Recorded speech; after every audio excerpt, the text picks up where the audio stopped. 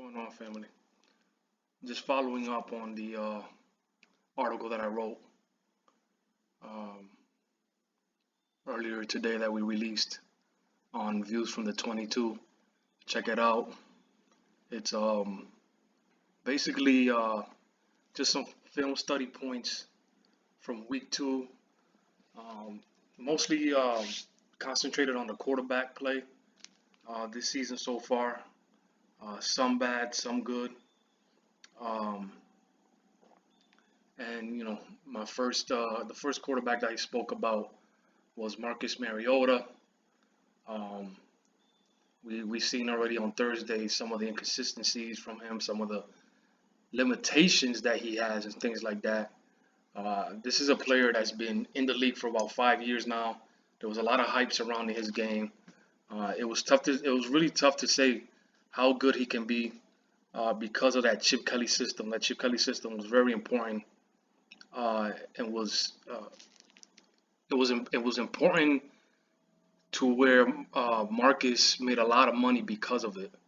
But as we can see in the NFL, I mean, he just not has not improved.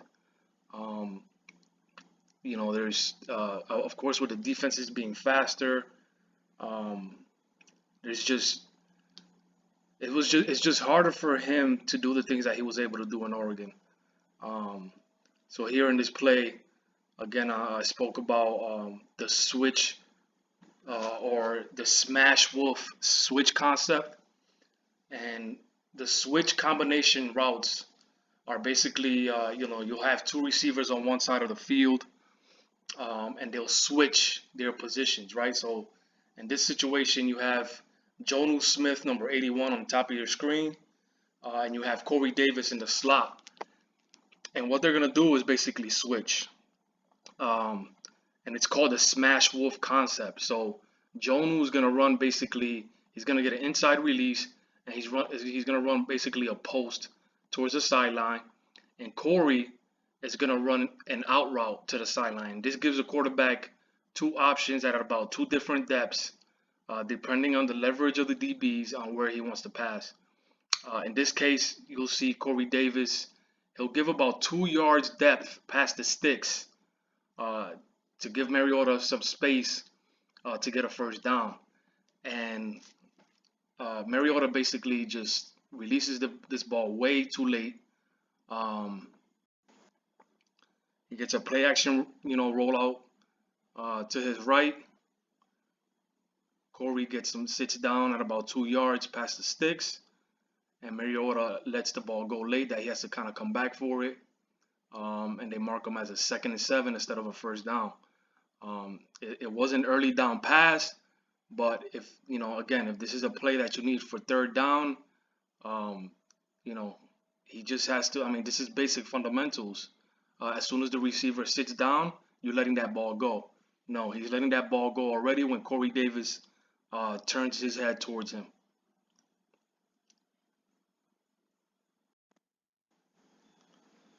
So on this next example that I spoke about on the article, you have here basically this is called a tight split, right? So the receivers are now closer to the offensive line.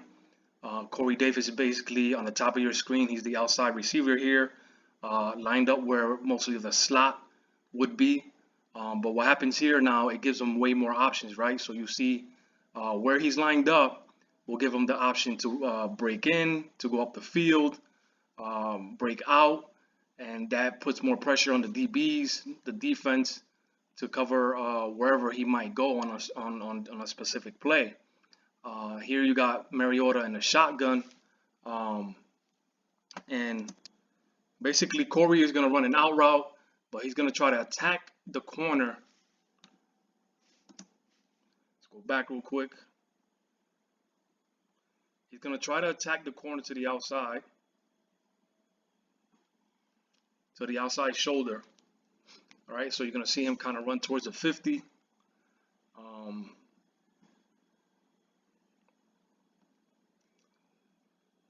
So the DB is going to turn his hips inside. He doesn't know where he's going to go. They have somebody underneath.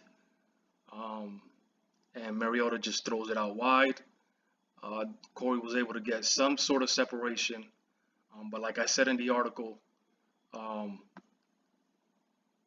it just seems that Mariota just throws to a certain spot. These are the type of routes that have made helped Tom Brady win a lot of games. Again, it's hard to compare the standard to a lot of these guys, but there's only several quarterbacks that can make these type of plays, and that's what again separates the elites from just the good.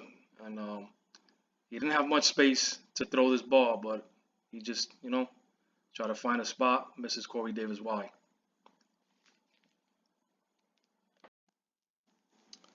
So, like I discussed in the article, we'll move on to Matt Ryan. Like I said, man, there's several quarterbacks in this league that I'm just completely over watching them play. I'm not. I'm gonna refrain from listing some of them right now, with all due respect to them.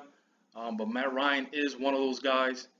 You see here, it's the third quarter, 51 seconds left. Uh, the Falcons are up 17-12. They're at the 8-yard line, second and 6, and they have an opportunity to extend their lead right on this drive. Um, and so you'll see here, Matt Ryan is in a shotgun. Like I explained in the article, he's in a shotgun. Julio is going to go to the left, and you have both tight ends. They'll both be on the right side pre-snap, right? So you have your 12 personnel. 12 personnel meaning one running back, two tight ends. You have the Eagles here. They're in their 4-3 base package, right? So they have their 4 down linemen, their 3 linebackers, and their 4 DBs. You'll see here the safety is the single high. He's leaning more towards where the receivers are to help out over there. You see one corner is going to be lined up over the top of Hooper. You have Brendan Graham here, the defensive end, who is going to be in front of Hooper at the wide 9 technique. Basically, the wide 9 is a pass rushing technique used to, basically sack the quarterback. And you also have a linebacker lined up right in front of Hooper. So he has basically 3 guys in front of his route right now. And it was just, his route was just doomed from the beginning. So we'll just play it here. Again, they're both tight ends here lined up to the right. You'll have number 80. He's going to run an arrow route. You have here Nathan Jerry, weak side linebacker. You got the middle linebacker here. As you can see, 80 sits down right in front of Matt Ryan. You have Hooper running a post route. And 80 is open for a few seconds there. And Matt Ryan just basically stuffs this ball right into Hooper.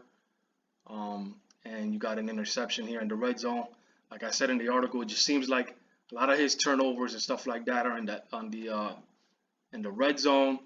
He's an excellent quarterback between the 20s, passing at all levels, but he just does not make the best decisions when it comes to the red zone passing and stuff like that. See if I got a end zone view here of this. Here we go. So again, when Hooper comes over, he's the outside tight end. In line, you got number 80 already set up here. 3 guys basically in front of Hooper's route. You got Jerry right here who ends up making the interception. He's going to go right past number 80. And he's going to he's basically watching Matt Ryan's eyes. Matt Ryan just stares at Hooper the whole time. Let's see how that develops. Staring at Hooper the whole time. You got number 80 sitting right here waiting for a possible first down. Instead, he just forces it into Austin Hooper. So last but not least, we'll get to the Dak Prescott play here.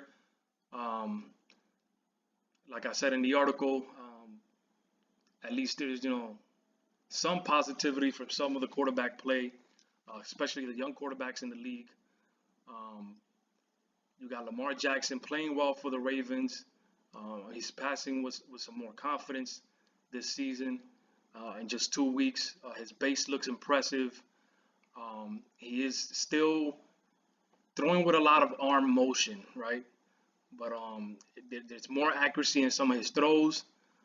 With Dak Prescott, it just seems like every part of his game so far has gotten better in just 2 games. Again, it's just a 2 game sample. Let's keep that in mind. But he has been more consistent with some of his throws outside the numbers, which I have mentioned and I stressed before. Throwing outside the numbers for these NFL quarterbacks is going to be key to success to winning football games in the playoffs. As the defenses get better, as the defenses get stronger, they're going to need to make those type of completions. And Prescott so far in 2 weeks have shown that. He has also shown a very impressive ability to read the defenses. That's something that he struggled with as well. And in this play, like I said, you'll see here we got Cobb in the slot. We got Cooper here on the outside. We got Devin Smith on the left side here. He's being covered by number 24, Josh Norman. Basically, what the Cowboys will run here is a well-designed play, well executed. And what they'll run here is what's called a flood concept, right? So you'll see the H-back here, the tight end. He's going to kind of go on a flat route to the outside underneath here.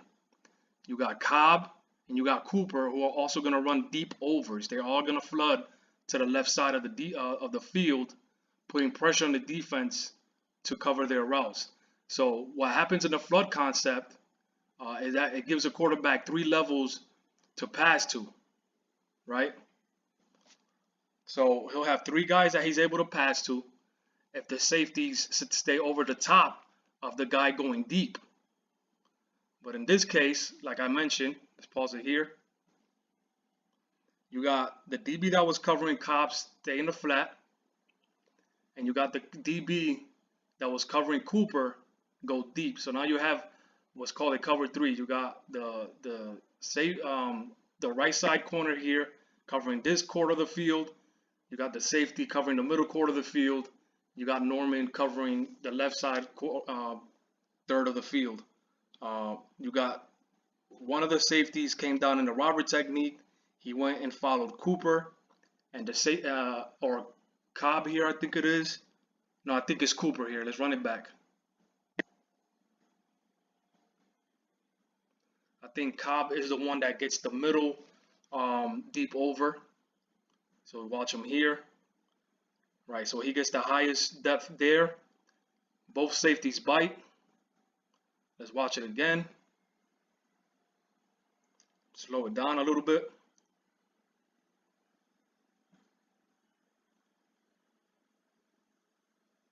So you have Cooper.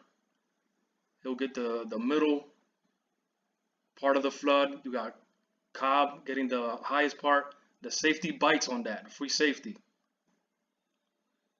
That leaves Devin Smith with a couple steps on Norman. And Dak drops a beautiful dime over the top. Hits him in stride and he's able to score. Let's watch it from the end zone view.